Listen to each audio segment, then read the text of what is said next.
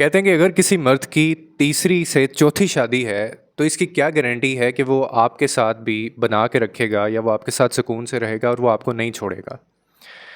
ये बात मैं कॉन्टेक्स्ट में जिस कॉन्टेक्स्ट में बात कर रहा हूँ अभी रिसेंटली दानिया शाह बहुत ज़्यादा वायरल है सोशल मीडिया की, वो भी ज़ीनत बनी हुई है। मुझे काफ़ी मैसेजेस आ रहे थे कि आप इस टॉपिक के ऊपर भी बोलें। तो मैं आज इस एक ऐसे कॉन्सेप्ट के ऊपर बात करूँगा कि मैं क्यों कहता हूँ कि आप लोग कोशिश किया करें कि जो लोग शादियों में होते हैं, आप एक ही शख्स के साथ रहना पसंद करें और एक ही शख्स के साथ आप निभा के रखें। अभी ये बड़ी परफेक्ट एग्जांपल है कि दानिया शाह ने जिस बंदे से शादी की है, वो उन्हीं का वकील था और ये वकील उनकी मदद कर रहा था। आमिर लियाकत के जो केसेस थे, उनकी जो प्रॉपर्टी वगैरह थी, क्योंकि इनको उसमें हिस्सा नहीं मिला था, तो उसमें ही काफ़ी दानिया शाह स्ट्रगल कर रही थी, मरहूम आमिर लियाकत जो हैं।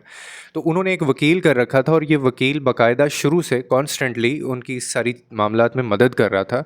और अब आके अचानक से ये चीज़ अनाउंस हो जाती है और ऑफिशियल कर दी जाती है कि जी दानिया शाह जो हैं वो अपने ही वकील के साथ उन्होंने वो शादी कर ली, निकाह का ऐलान हुआ। सोशल मीडिया के ऊपर तस्वीरें आती हैं और तस्वीरों के बाद फिर वो अब सोशल मीडिया के ऊपर उनके वीडियोस भी आना शुरू हो गई हैं। और अब वो उनकी तारीफ़ें भी कर रहे हैं और वो दानिया शाह भी तारीफ़ें कर रही हैं। सेम यही वाला मामला हुआ था आमिर लियाकत की दफ़ा भी, मरहूम आमिर लियाकत की तरफ़ा भी ऐसे ही अचानक से ख़बरें आई थी, अचानक से ये सारी चीज़ें हुईं, अचानक से सोशल मीडिया के ऊपर आया और ये बात फैला दी गई थी। अब मैं जो आपको एक बात बताना चाहता हूँ वो ये है कि मैंने ये देखा है सोसाइटी के अंदर कि जो मर्द अपनी पहली बीवी को नहीं सँभाल सकता या उसकी पहली बीवी के साथ नहीं बनती, फिर वो दूसरी शादी कर लेता है, फिर वो तीसरी शादी कर लेता है और वो तीसरी से चौथी शादी कर लेता है।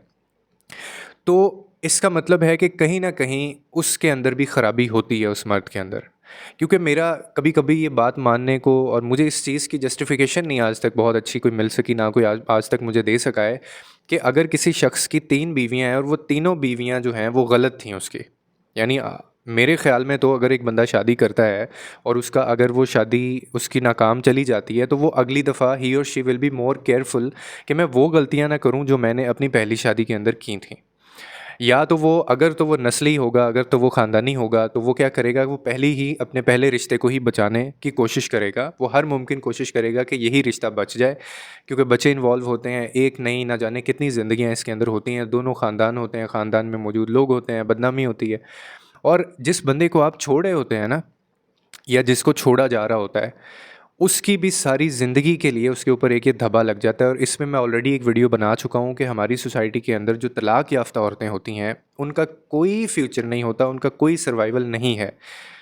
एक महज़्ज़ब सोसाइटी के अंदर ऐसा होना नहीं चाहिए, लेकिन क्योंकि हम ऐसे बन चुके हैं, हमारा ये कॉन्सेप्ट बन चुका है, हम बड़ी गंदी नज़रों से देखते हैं एक ऐसी औरत को जिसकी शादी हुई हो और वो तलाक लेके घर बैठी हो, उसके लिए रिश्ते नहीं मिलते, अगर मिलते हैं तो उसके लिए उसमें उसकी कोई डिमांड्स पूरी नहीं की जाती और फिर बाद में कहीं न कहीं ज़िंदगी में जाके उसको ये ताना दे दिया जाता है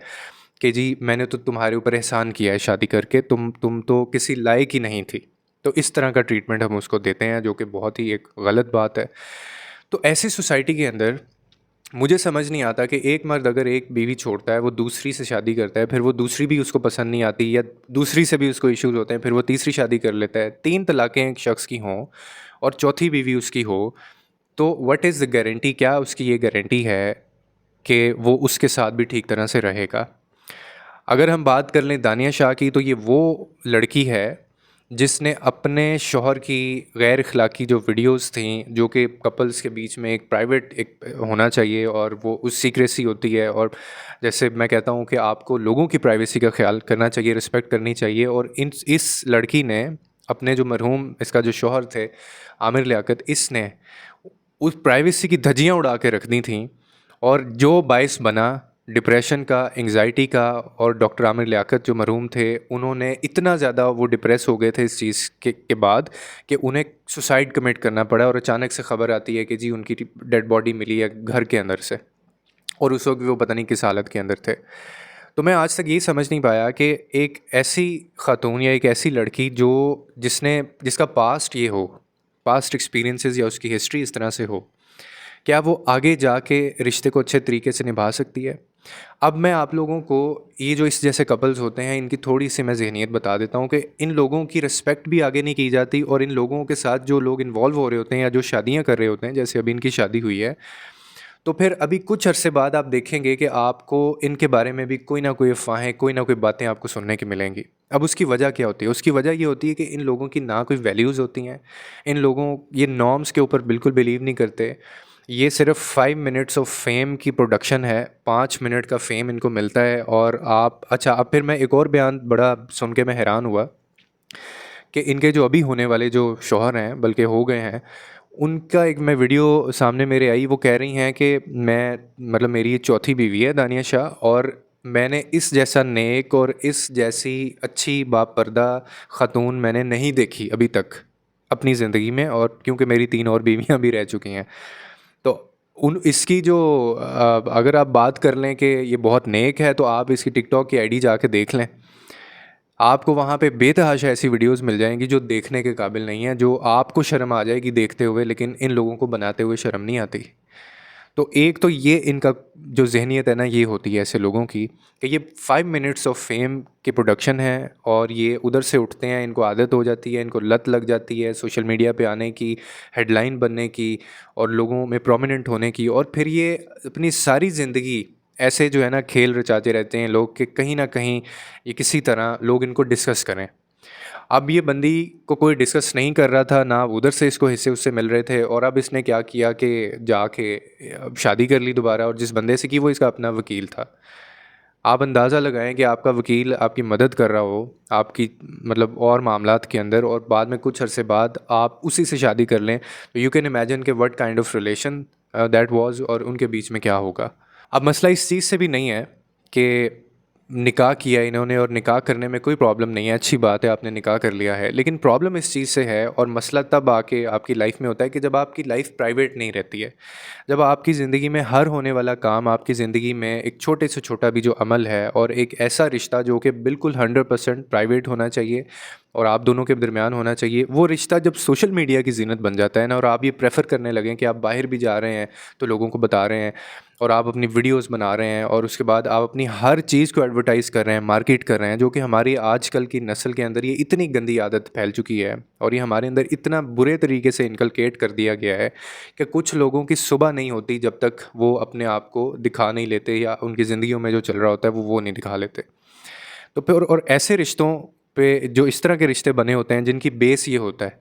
उनके रिज़ल्ट्स फिर आपके सामने होते हैं। ये कोई पहली दफ़ा नहीं हुआ। अब एक तरफ अभी आप देख लें कि ये कैसा कपल जो है, ये कैसा जोड़ा मिला है कि एक तरफ एक ऐसा शख्स है जिसने 3 बीवियों को छोड़ दिया, और चौथी बीवी है उसकी ये, और वो वकील है, एक लड़की का वकील था। और दूसरी तरफ वो लड़की है कि जिसने अपने शौहर की नाजेबा और गैर अखलाकी वीडियोस बना के सोशल मीडिया पे डाल दी थी, और उसके बाद जो रीज़न बना, बेस बना उनकी ख़ुदकुशी का या डिप्रेशन का या एंग्जाइटी का। तो अब आप ख़ुद बताइए मुझे कि इस तरह के रिश्ते कैसे चल सकते हैं, और आप ऐसे रिश्तों का क्या सर्वाइवल है, या ऐसे रिश्तों का क्या फ्यूचर है। तो अब तो हर चीज़ का अल्लाह ही हाफ़िज़ है, और ऊपर से हमारी आवाम को मेरा दिल करता है कि कई दफ़ा मैं 21 तोपों की मैं उनको सलामी दूँ कि हम लोगों ने इन लोगों को इतनी अहमियत दे के हमने इनको इतना सर पे चढ़ा लिया है हमने, कि इनके फॉलोअर्स कौन है देखने वाले, या इनको दिन रात कमेंट करने वाले कौन है, इनको आगे शेयर करने वाले कौन है, और they are are ideals and they are our, और ये हमारे आइडियल्स हैं। हम इनको अपने आइडियल्स कहते हैं, और इनको भी लगता है कि ये हमारे आइडियल्स हैं, और इनको भी लगता है कि ये हमारे आइडियल्स हैं। तो मुझे तो खैर कोई फ्यूचर नहीं नज़र आ रहा, और मुझे लग रहा है कि आने वाले जो दिन है वो मज़ीद ख़राबी लेके आएंगे। खैर अल्लाह ताला इनको तौफ़ीक दे, और हमें भी समझने की तौफ़ीक दे। आपकी क्या राय है, आप कमेंट सेक्शन के अंदर बता सकते हैं। लोगों के लिए आसानियाँ पैदा करें, रब आपके लिए आसानियाँ पैदा करेगा।